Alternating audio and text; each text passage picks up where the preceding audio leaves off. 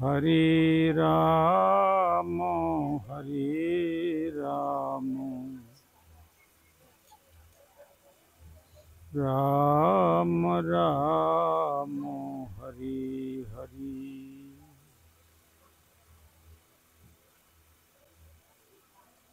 हरे कृष्ण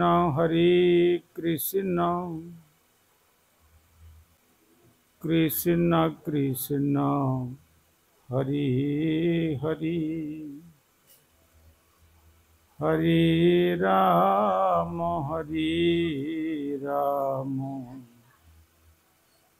राम राम हरे हरे।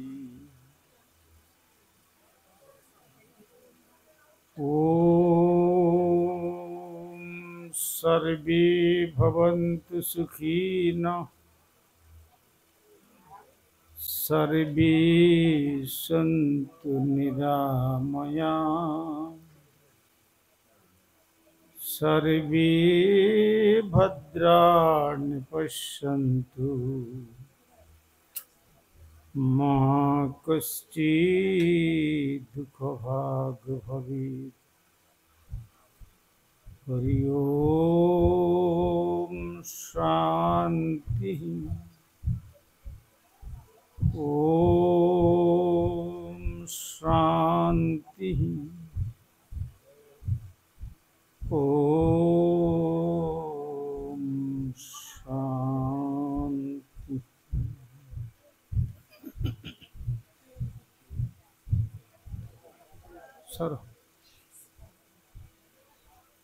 सर्वप्रथम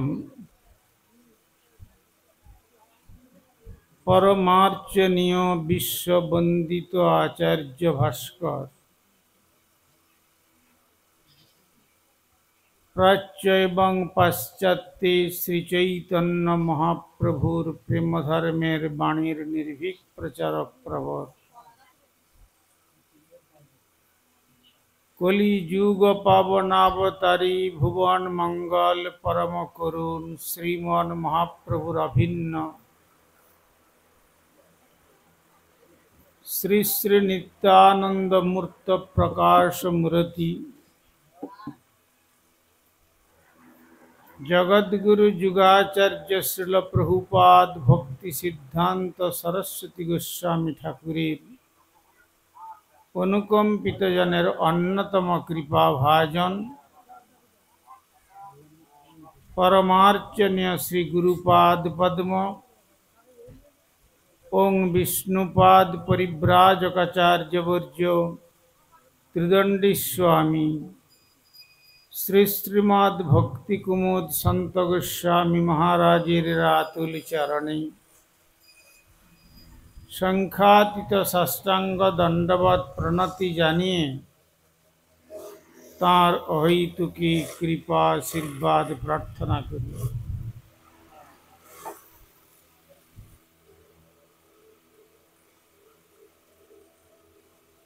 तदनंतर सपार्षद परम गुरुदेव श्रील प्रभुपाद भक्ति सिद्धांत सरस्वती गोस्वामी ठाकुरेर श्रीचरण कमले अनुरूप दंडवत प्रणति जानिए अद्यकार सभार प्रधान अतिथि एवं विशेष अतिथि एवं बक्तादेर श्रीमुख थेके एतक्षण जाबत आमरा भागवती कथा श्रवण एवं कीर्तनेर माध्यमे সময়কে অতিবাহিত করেছিলাম। আজকের আমরা আমাদের সৌভাগ্যক্রমে श्री गुरुपाद पद्म तथा प्रभुपाद तथा भक्ति विनोद ठाकुरेर श्रीचरण स्पर्शे धन्य এই বারাসত অঞ্চলে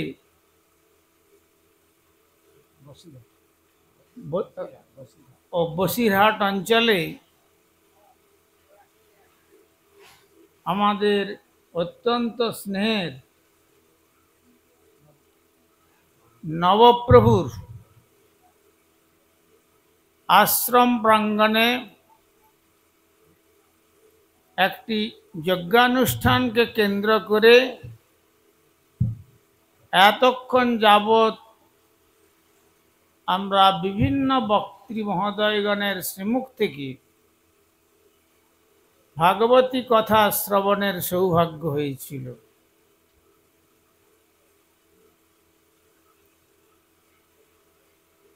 অনুষ্ঠানটি হয়েছে, আপনারা সকলেই দেখতে পাচ্ছেন, ভক্তিবিঘ্ন ভক্তবিঘ্ন সর্ববিঘ্ন বিনাশন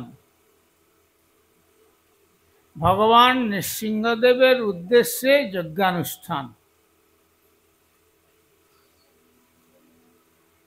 এই যে আমরা ভক্তিবিঘ্ন বলুন, ভক্তবিঘ্ন বলুন, সর্ববিঘ্ন বিনাশনের কথা বলি, কে তিনি? নৃসিংহদেব। কিন্তু প্রকৃতপক্ষে আমাদের গুরুবর্গের বক্তব্যের মধ্যে শোনা যায় নৃসিংহদেবের যে ভক্ত ছিলেন প্রহ্লাদ, তিনি ছিলেন জ্ঞানমিশ্রা ভক্ত। শ্রীমান মহাপ্রভুর বিচারে যদি তাকে দেখা যায়, সেখানে মহাপ্রভু বলেছেন রায় রামানন্দ সংবাদে, এহ বাহ্য।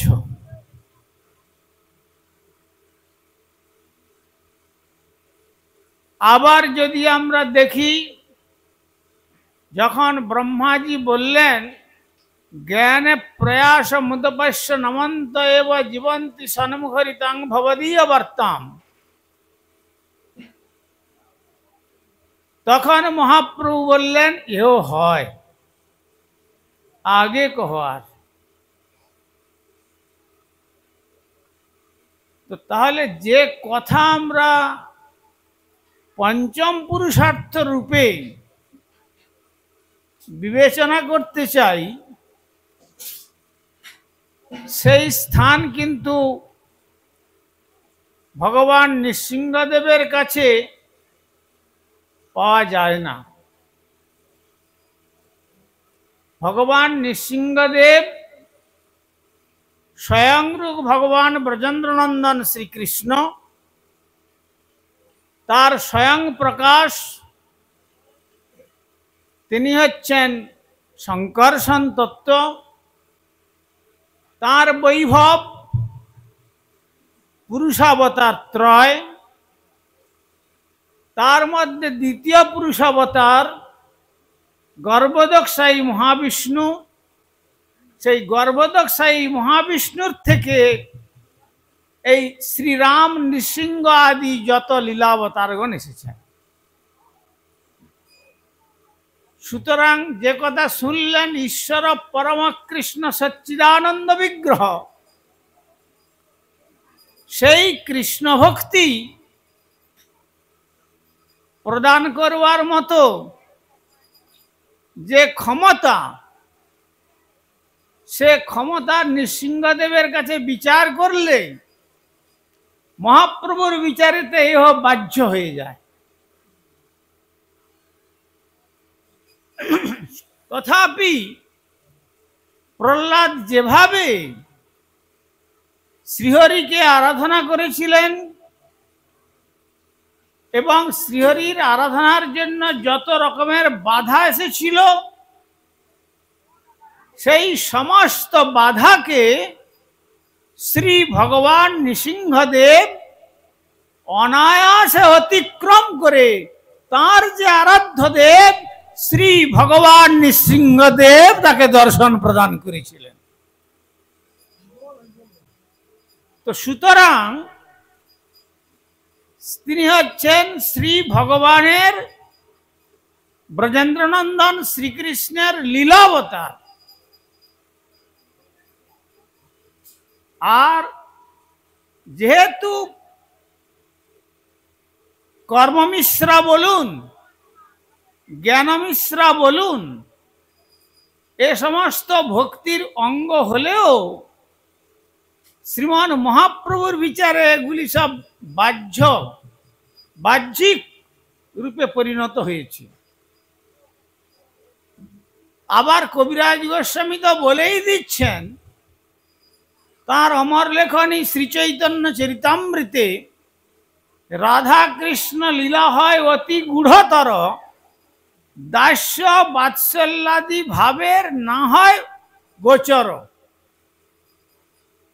শ্রী রাধা গোবিন্দের যে লীলা আমরা আস্বাদন করব, অতি গূঢ়তর সম্পদ, পঞ্চম পুরুষার্থ,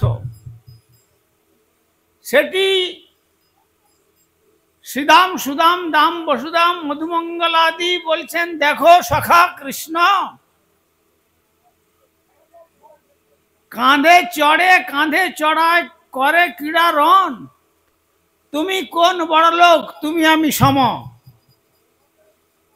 তুমিও গোয়ালার ছেলে নন্দ বাবার পুত্র, আর আমরাও গোয়ালার ছেলে, তো উভয়ে আমরা গোচারণ ক্ষেত্রে গরু চড়াতে আসি, তো তুমি যদি হেরে যাও তোমার কাঁধে চড়ে আমরা ফিরে যাব, আর আমরা যদি হেরে যাই তাহলে আমাদের কাঁধে চড়ে তোমাকে নিয়ে যাব।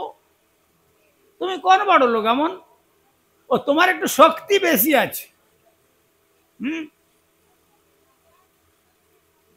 আর মাতা মরে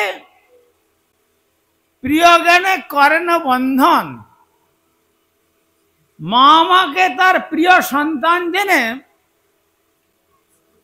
দধি মাখন চুরির অপরাধে আমাকে বন্ধন করেন, আর কানে ধরে স্বর্ণ যষ্টি দিয়ে প্রহারও করেন।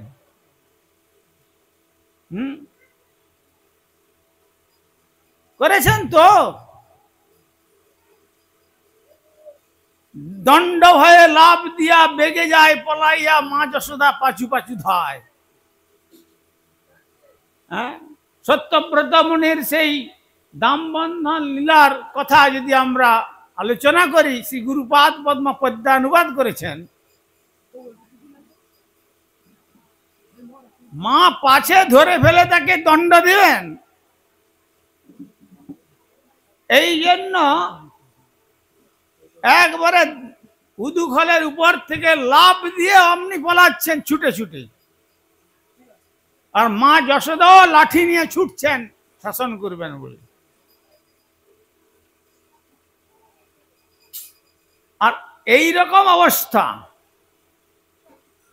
নন্দ, উপানন্দ, সুনন্দ, মহানন্দ আদি সমস্ত বয়োবৃদ্ধ ব্রজবাসীগণ যারা নেতৃস্থানীয় শ্রীধাম বৃন্দাবনের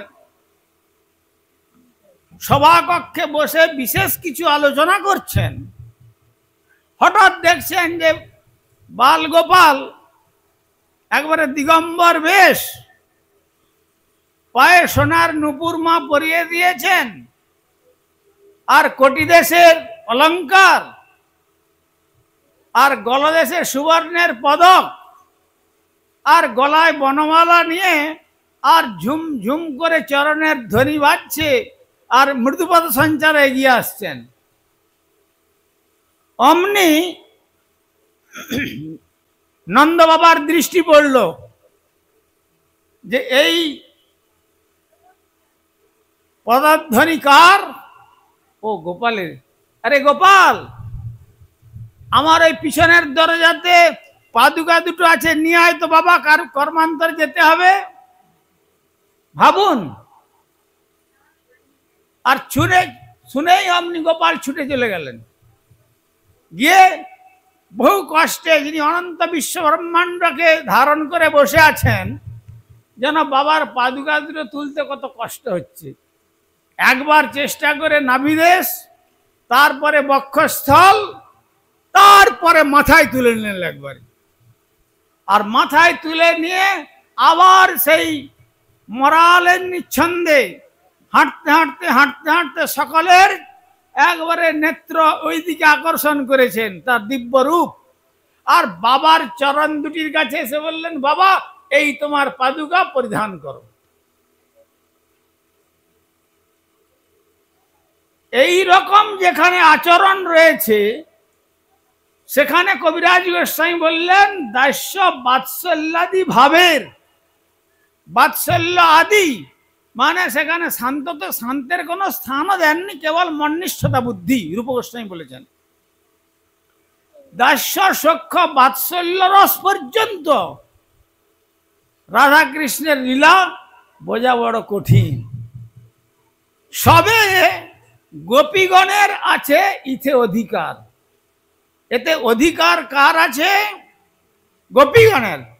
তাহলে হয়তো যারা মাতৃমূর্তি ধারণ করেছেন তারা মনে করতে পারেন যে তাহলে মায়েরাই বুঝি তাহলে কৃষ্ণের আরাধনা করতে পারবেন, ছেলেরা তো পারবে না।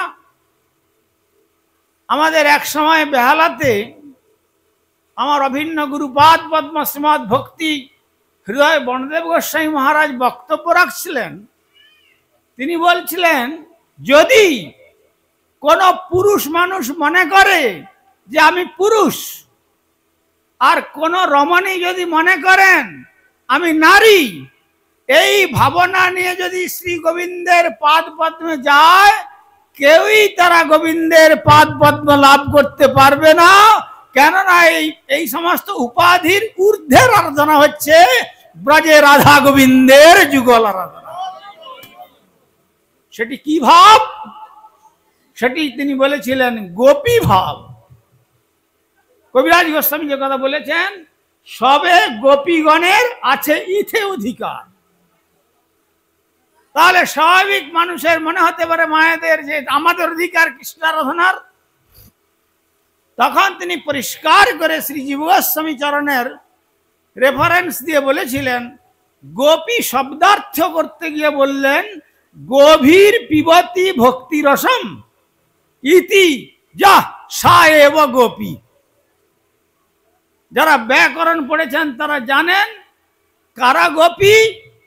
গভীর পিবতি ভক্তি রসম, গো মানে ইন্দ্রিয়, ভি বহুবচনান্তে, চক্ষু কর্ণ নাসিকা জিহ্বা ত্বক বাক পানি পদবায়ু আদি, এই সমস্ত ইন্দ্রিয়গণের দ্বারা পিবতি ভক্তি রসম, যারা ভক্তিরস পান করেন, পার্থিব কামনা বাসনা চরিতার্থ করবার জন্য চিন্তাধারা হৃদয়ে লেশ মাত্র নাই, তারাই হলেন গোপী।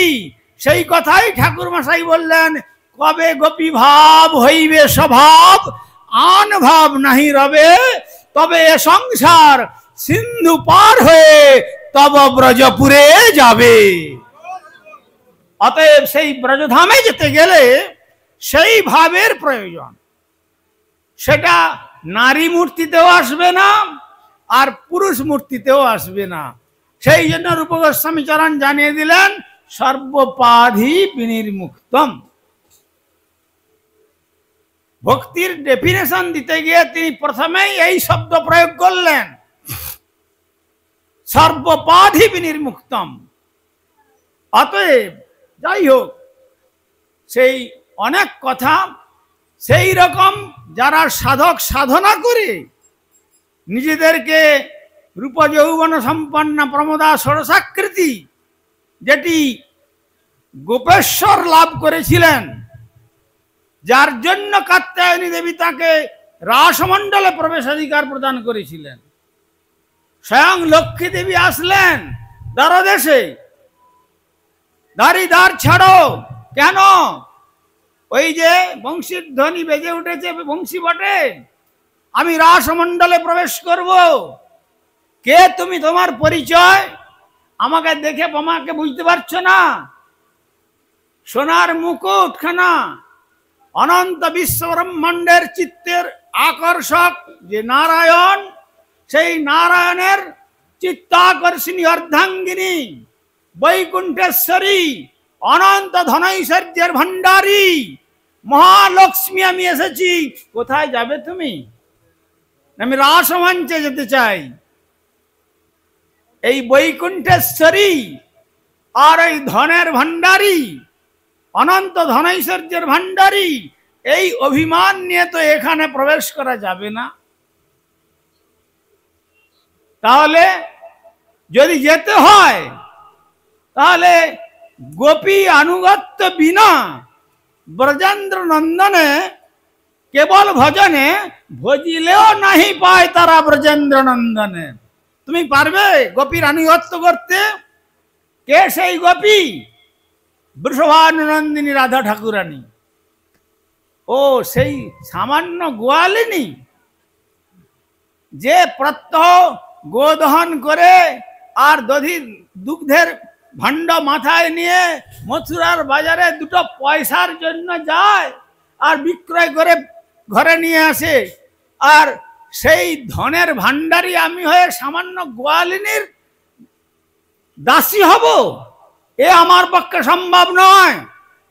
সোনদারি, যদি আমার ক্ষমতা থাকে আমি সাধনা করে শ্রী গোবিন্দের সেবায় আমার নিজেকে উৎসর্গ করব। করো। যমুনার পরপারে আজও বিল্লবনে লক্ষ্মী দেবী তপস্যা করছেন, কিন্তু তার শ্রী ম্লান হয়ে গেছে, এখনো শ্রীধাম বৃন্দাবনে প্রবেশ অধিকারই প্রাপ্ত হলেন না।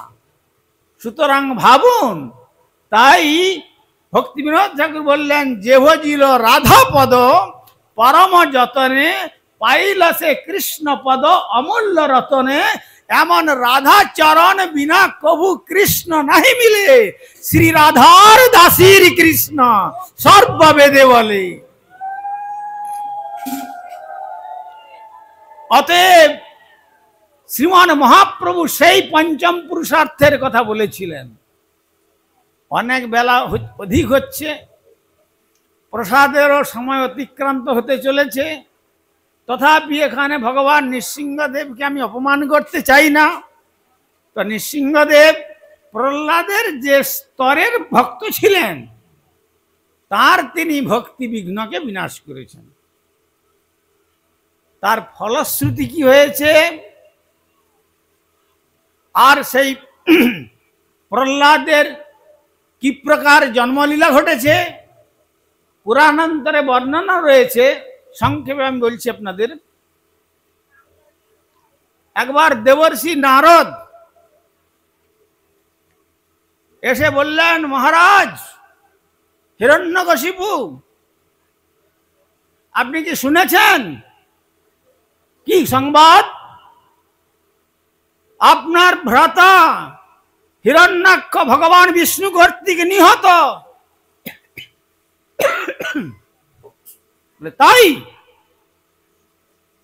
বিষ্ণুর এত বড় স্পর্ধা, আমার ভ্রাতাকে নিধন করেছে। সঙ্গে সঙ্গে কমণ্ডলু থেকে জল নিয়ে আর মন্ত্রপুত করে মাটিতে নিক্ষেপ করে বললেন, যে বিষ্ণু আমার ভ্রাতাকে হত্যা করেছে, আমি প্রতিজ্ঞা করলাম যে সেই বিষ্ণুকে নিধন করে তার রুধির দিয়ে আমি আমার ভ্রাতার অন্ত্যেষ্টি কার্য সম্পন্ন করব। পরে চিন্তা করলেন, ভগবান বিষ্ণু তো অমর, পার্শ্বদ ছিলেন, তো মাঝে মাঝে সে স্মৃতি জেগে আসছে। ঠিক আছে, আমি আগে তপস্যা করে অমর বরটা চেয়ে নিই। অনেক ঘটনা ঘটেছে। কয়াধুকে বললেন, দেখো কয়াধু, অসুর সেনাগণ তোমাকে রক্ষা করবেন। আমি আজ প্রভাতে মন্দরাচল যাত্রা করলাম। কেন? ব্রহ্মার সাধনা করে অমর বর নিয়ে আমি গৃহে ফিরে আসব, তারপরে ওই বিষ্ণুকে আমি হত্যা করব। কেন? নিজে অমর না হলে আর বিষ্ণুকে হত্যা করা যাবে না, বিষ্ণু আমাকেই হত্যা করে ফেলবেন। থাক থাক, আরেকটু সময়। তো তখন এই কথা বলে তিনি কয়াধুর কাছ থেকে বিদায় নিলেন। বিদায় নিয়ে যখন মন্দরাচলে গিয়ে তপস্যার পরিবেশ রচনা করছেন, গ্রীষ্মের দিন, আমরা এত পাখা চলছে তাতেও টিকে উঠতে পারছি না, তো তিনি গ্রীষ্মের দিন চতুর্দিকে অগ্নি প্রজ্বলিত করে ঊর্ধ্ব পদে হেঁট মুন্ডে আর তপস্যার পরিবেশ রচনা করছেন। আর এদিকে দেবরাজ ইন্দ্র চিন্তা করলেন, সর্বনাশ, আমার রাজপদ মনে হয় চলে যাবে। গুরু বৃহস্পতির কাছে গিয়ে বললেন, শুক্রাচার্যের কাছে গিয়ে বললেন, অসুর গুরু শুক্রাচার্য গুরুদেব, মহাবিপদ। কি হয়েছে? এইরকম কঠোর তপস্যার ব্রত গ্রহণ করছে কেন?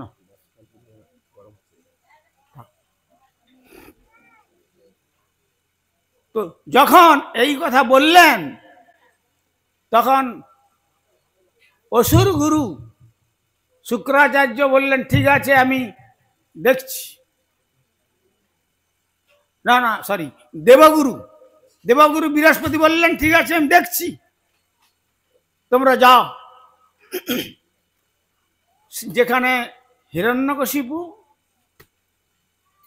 এইরকম একটা পরিবেশ রচনা করেছেন, একটা গাছের ডালে তোতা পাখির রূপ ধারণ করে এসে অমনি তার কানের কাছে শুনিয়ে দিল, শ্রী নারায়ণ।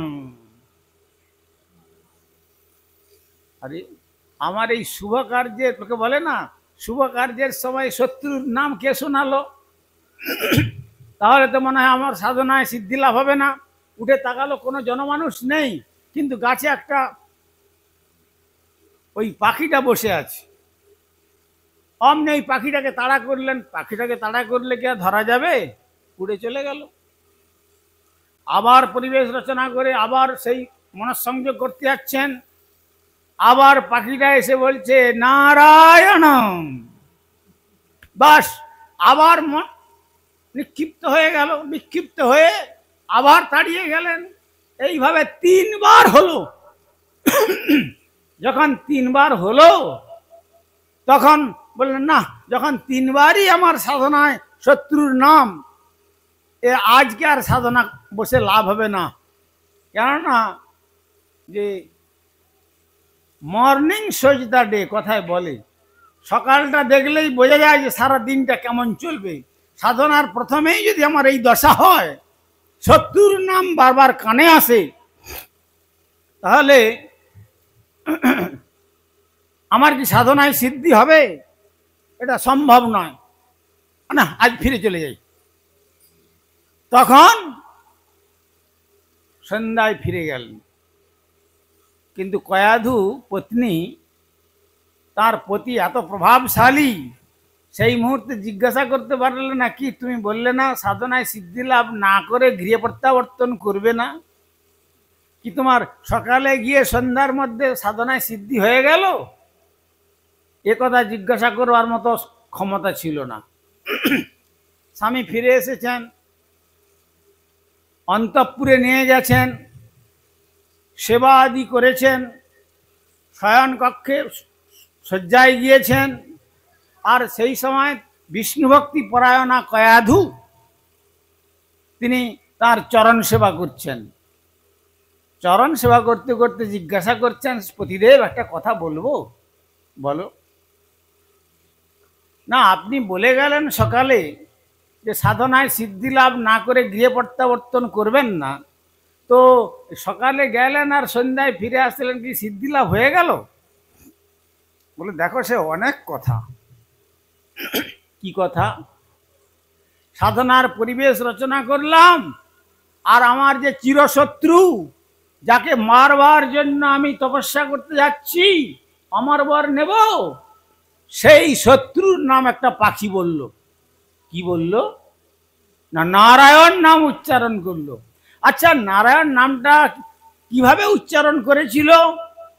দেখো, কয়াধু যখন নারায়ণ নাম উচ্চারণ করলো না, কত কর্কশ স্বরে না সুমিষ্ট স্বরে? না, আমি যে ভগবান বিষ্ণুকে মারবো বলে যাচ্ছি, আর যখন এই এত সুমিষ্ট স্বর কানের ভিতর দিয়ে হৃদয়ে প্রবেশ করছে, তখন মনে হচ্ছে নারায়ণকে না মেরে বরং নারায়ণের চিরদাসত্ব করে ফেলি। কিরকম নাম? শ্রীনারায়ণ, শ্রীনারায়ণ শ্রীনারায়ণ শ্রীনারায়ণ। বারবার স্ত্রী শোনাতে যাচ্ছেন। আচ্ছা, কেমন ভাবে কত মধুর কণ্ঠে নারায়ণ নাম শুনলে তুমি, একটু ভালো করে শোনাও তো। এইভাবে শ্রী নারায়ণ নাম শোনাতে শোনাতে গর্ভে চলে এলেন প্রহ্লাদ। গর্ভধান সংস্কারটি হলো, তারপরে জন্মগ্রহণ করলেন প্রহ্লাদ। আমি এ কথাটা কেন বললাম? সংসার আপনারা করেছেন, করবেন নিশ্চয়ই, কোনো ক্ষতি নেই, কিন্তু কৃষ্ণের সংসার করো ছাড়ি অনাচার, অচিরাত কৃষ্ণ তোমায় করিবেন উদ্ধার।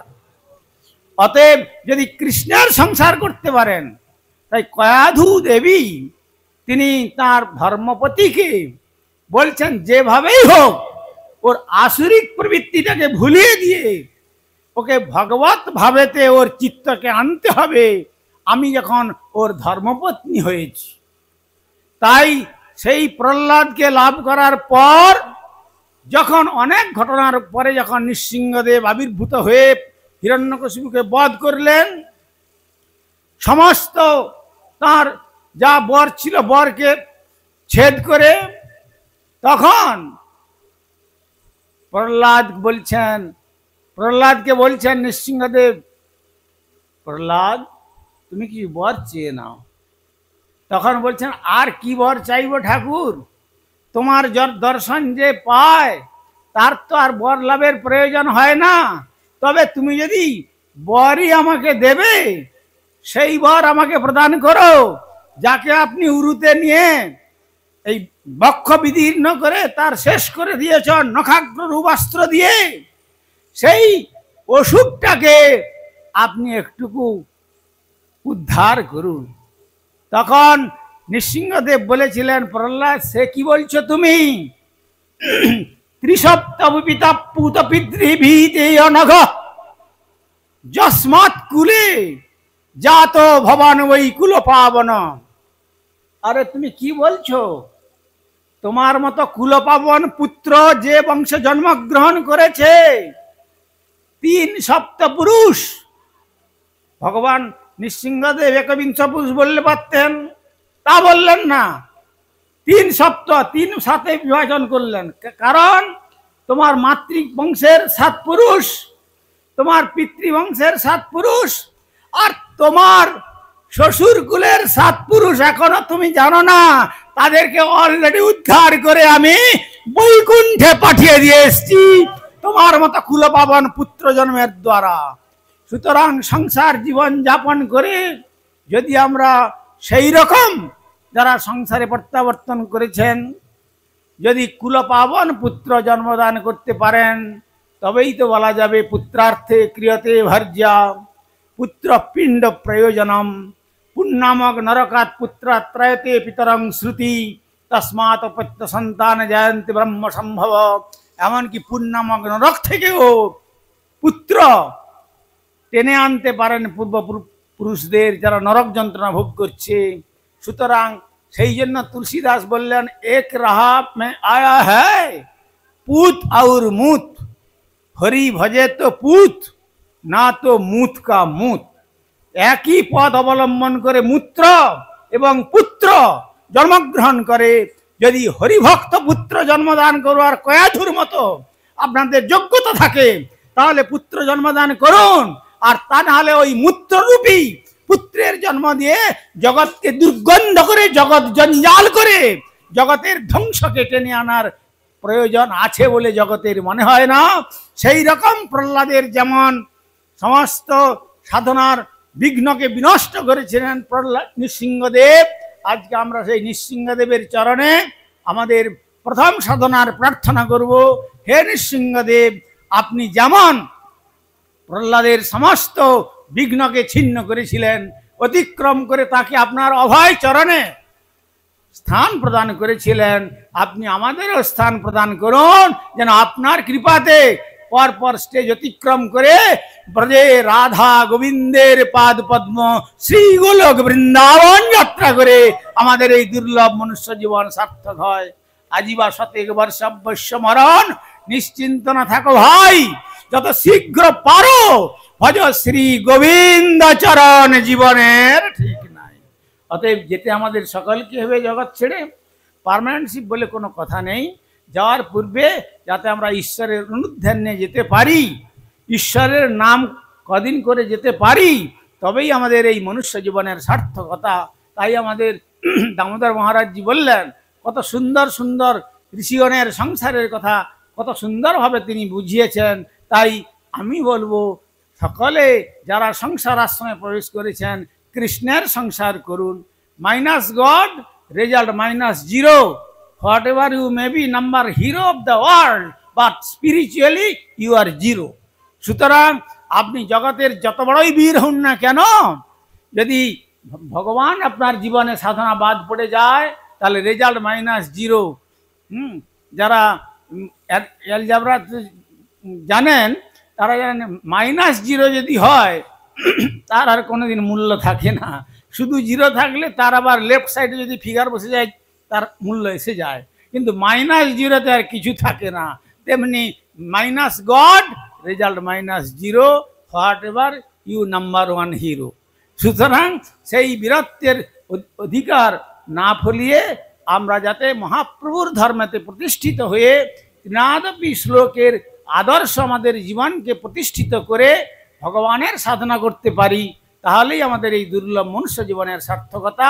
সেই সার্থকতার অঙ্গ হিসাবে আজ এই ভক্তিবিঘ্ন ভক্তবিঘ্ন সর্ববিঘ্ন বিনাশন ভগবান লক্ষ্মী নৃসিংহদেবের যে যজ্ঞানুষ্ঠান আয়োজন হলো, তাই নৃসিংহদেবের চরণে পুনঃ পুনঃ দণ্ডবত প্রণতি জানিয়ে সব শ্রোতা ভক্তবৃন্দের সবার চরণে নমস্কার প্রণতি জানিয়ে আমি আমার বক্তব্য এখানে প্রসংহার করলাম। বাঞ্ছা কল্পতরুভ্যশ্চ কৃপা সিন্ধুভ্যেব চ পতিতানাং পাবনেভ্যো বৈষ্ণবেভ্যো নমো নমঃ। জয় জয় ভগবান লক্ষ্মী নৃসিংহদেব কি, গোপীনাথ মদন মোহন জিউ কি, জয় রাধা বৃন্দাবন বিহাरी लाल की, जय जय वृंदावन बिहारी लाल की, जय जय श्री राधे श्याम। श्री श्रीनिताई गौर ब्रह्मानंदे हरि हरि।